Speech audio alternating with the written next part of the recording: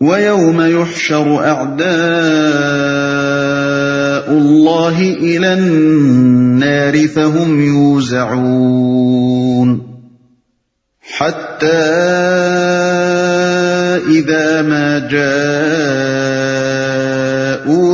شَهِدَ عَلَيْهِمْ سَمْعُهُمْ وَأَبْصَارُهُمْ وَجُلُودُهُم بِمَا كَانُوا يَعْمَلُونَ۔ اور ذرا اس وقت کا خیال کرو جب اللہ کے یہ دشمن دوزخ کی طرف جانے کے لیے گھیر لائے جائیں گے، ان کے اگلوں کو پچھلوں کے آنے تک روک رکھا جائے گا۔ پھر جب سب وہاں پہنچ جائیں گے تو ان کے کان اور ان کی آنکھیں اور ان کے جسم کی کھالیں ان پر گواہی دیں گی کہ وہ دنیا میں کیا کچھ کرتے رہے ہیں۔ گھیر لائے جائیں گے، اصل مدعا یہ کہنا ہے کہ جب وہ اللہ کی عدالت میں پیش ہونے کے لیے گھیر لائے جائیں گے، لیکن اس مضمون کو ان الفاظ میں بیان کیا گیا ہے کہ دوزخ کی طرف جانے کے لیے گھیر لائے جائیں گے، کیونکہ ان کا انجام آخر کار دوزخ ہی میں جانا ہے۔ روک رکھا جائے گا، یعنی ایسا نہیں ہوگا کہ ایک ایک نسل اور ایک ایک پشت کا حساب کر کے اس کا فیصلہ یکے بعد دیگرے کیا جاتا رہے، بلکہ تمام اگلی پچھلی نسلیں بیک وقت جمع کی جائیں گی اور ان سب کا اکٹھا حساب کیا جائے گا، اس لیے کہ ایک شخص اپنی زندگی میں جو کچھ بھی اچھے اور برے اعمال کرتا ہے اس کے اثرات اس کی زندگی کے ساتھ ختم نہیں ہو جاتے، بلکہ اس کے مرنے کے بعد بھی مدت ہائے دراز تک چلتے رہتے ہیں اور وہ ان اثرات کے لیے ذمہ دار ہوتا ہے۔ اسی طرح ایک نسل اپنے دور میں جو کچھ بھی کرتی ہے اس کے اثرات بعد کی نسلوں میں صدیوں جاری رہتے ہیں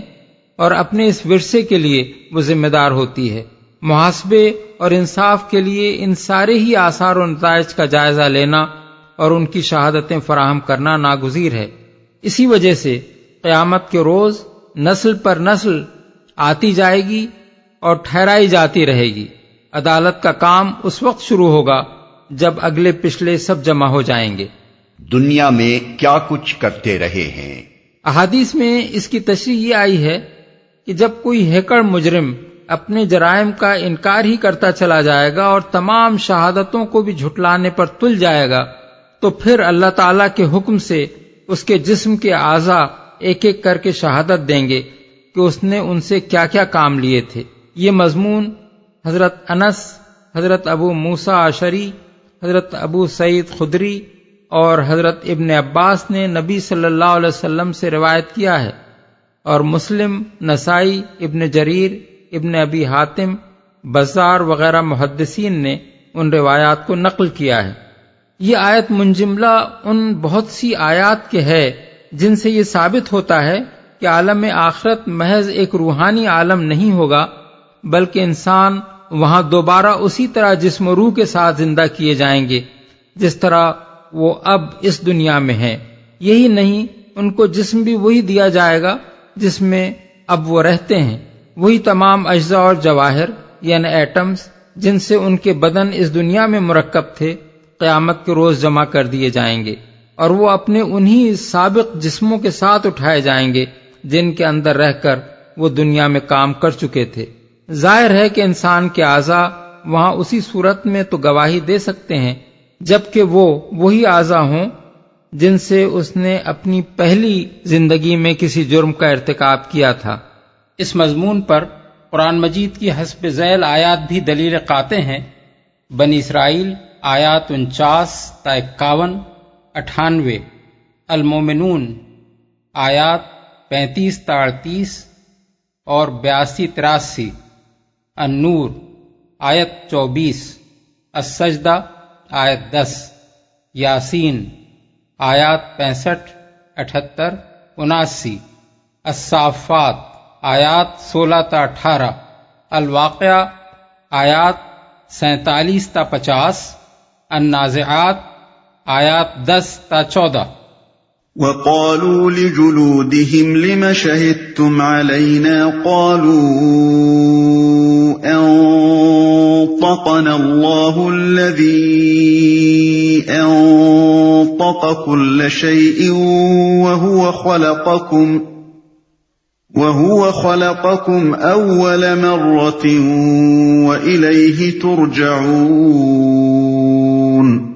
وہ اپنے جسم کی کھالوں سے کہیں گے تم نے ہمارے خلاف کیوں گواہی دی؟ وہ جواب دیں گی ہمیں اسی خدا نے گویائی دی ہے جس نے ہر چیز کو گویا کر دیا ہے، اسی نے تم کو پہلی مرتبہ پیدا کیا تھا اور اب اسی کی طرف تم واپس لائے جا رہے ہو، ہر چیز کو گویا کر دیا ہے۔ اس سے معلوم ہوا کہ صرف انسان کے اپنے اعضائے جسم ہی قیامت کے روز گواہی نہیں دیں گے، بلکہ ہر وہ چیز بول اٹھے گی جس کے سامنے انسان نے کسی فعل کا ارتکاب کیا تھا۔ یہی بات سورہ زلزال میں فرمائی گئی ہے کہ وَأَخْرَجَتِ الْأَرْضُ أَثْقَالَهَا وَقَالَ الْإِنسَانُ مَا لَهَا يَوْمَئِذٍ تُحَدِّثُ أَخْبَارَهَا بِأَنَّ رَبَّكَ أَوْحَىٰ لَهَا، یعنی زمین وہ سارے بوجھ نکال پھینکے گی جو اس کے اندر بھرے پڑے ہیں، اور انسان کہے گا کہ یہ اسے کیا ہو گیا ہے۔ اس روز زمین اپنی ساری سرگزشت سنا دے گی، یعنی جو کچھ انسان نے اس کی پیٹھ پر کیا ہے اس کی ساری داستان بیان کر دے گی، کیونکہ تیرا رب اسے بیان کرنے کا حکم دے چکا ہوگا۔ وَمَا كُنتُمْ تَسْتَتِرُونَ أَن يَشْهَدَ عَلَيْكُمْ سَمْعُكُمْ وَلَا أَبْصَارُكُمْ وَلَا جُلُودُكُمْ وَلَكِنْ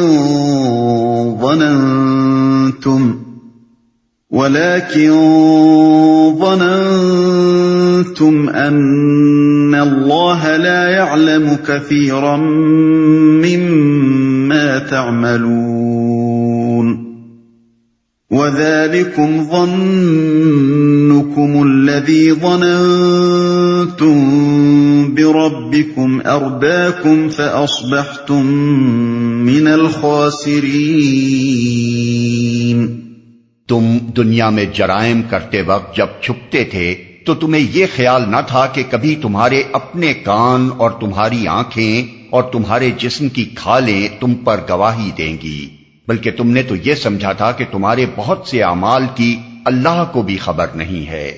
تمہارا یہی گمان جو تم نے اپنے رب کے ساتھ کیا تھا تمہیں لے ڈوبا، اور اسی کی بدولت تم خسارے میں پڑ گئے۔ حضرت حسن بصری رحمہ اللہ نے اس آیت کی تشریح میں خوب فرمایا ہے کہ ہر آدمی کا رویہ اس گمان کے لحاظ سے متعین ہوتا ہے جو وہ اپنے رب کے متعلق قائم کرتا ہے۔ مومن صالح کا رویہ اس لیے درست ہوتا ہے کہ وہ اپنے رب کے بارے میں صحیح گمان رکھتا ہے، اور کافر و منافق اور فاسق و ظالم کا رویہ اس لیے غلط ہوتا ہے کہ اپنے رب کے بارے میں اس کا گمان غلط ہوتا ہے۔ یہی مضمون نبی صلی اللہ علیہ وسلم نے ایک بڑی جامع اور مختصر حدیث میں ارشاد فرمایا ہے کہ تمہارا رب کہتا ہے انا عند ظن عبدی بی، یعنی میں اس گمان کے ساتھ ہوں جو میرا بندہ مجھ سے رکھتا ہے۔ بخاری و مسلم۔ فَإِن يَصْبِرُوا فَالنَّارُ مَثْوًى لَهُمْ وَإِن يَسْتَعْتِبُوا فَمَا هُمْ مِنَ الْمُعْتَبِينَ۔ اس حالت میں وہ صبر کریں یا نہ کریں آگ ہی ان کا ٹھکانہ ہوگی، اور اگر رجوع کا موقع چاہیں گے تو کوئی موقع انہیں نہ دیا جائے گا۔ اس کا مطلب یہ بھی ہو سکتا ہے کہ دنیا کی طرف پلٹنا چاہیں گے تو نہ پلٹ سکیں گے، یہ بھی ہو سکتا ہے کہ دوزخ سے نکلنا چاہیں گے تو نہ نکل سکیں گے، اور یہ بھی کہ توبہ اور معذرت کرنا چاہیں گے تو اسے قبول نہ کیا جائے گا۔ وَقَيَّضْنَا لَهُمْ قُرَنَاءَ فَزَيَّنُوا لَهُم مَّا بَيْنَ أَيْدِيهِمْ وَمَا خَلْفَهُمْ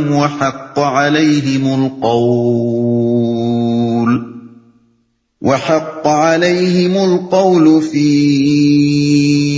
أُمَمٍ قَدْ خَلَتْ مِن قَبْلِهِم مِّنَ الْجِنِّ وَالْإِنسِ إِنَّهُمْ كَانُوا خَاسِرِينَ۔ ہم نے ان پر ایسے ساتھی مسلط کر دیے تھے جو انہیں آگے اور پیچھے ہر چیز خوشنما بنا کر دکھاتے تھے، آخر کار ان پر بھی وہی فیصلہ عذاب چسپاں ہو کر رہا جو ان سے پہلے گزرے ہوئے جنوں اور انسانوں کے گروہوں پر چسپاں ہو چکا تھا۔ یقیناً وہ خسارے میں رہ جانے والے تھے۔ خوشنما بنا کر دکھاتے تھے۔ یہ اللہ تعالیٰ کی مستقل اور دائمی سنت ہے کہ وہ بری نیت اور بری خواہشات رکھنے والے انسانوں کو کبھی اچھے ساتھی نہیں دلواتا، بلکہ انہیں ان کے اپنے رجحانات کے مطابق برے ساتھی ہی دلواتا ہے۔ پھر جتنے جتنے وہ بدی کی پستیوں میں گہرے اترتے چلے جاتے ہیں، اتنے ہی بدتر سے بدتر آدمی اور شیاطین ان کے ہمنشین اور مشیر اور رفیق کار بنتے چلے جاتے ہیں۔ بعض لوگوں کا یہ کہنا کہ فلاں صاحب بذات خود تو بہت اچھے ہیں مگر انہیں ساتھی برے مل گئے ہیں،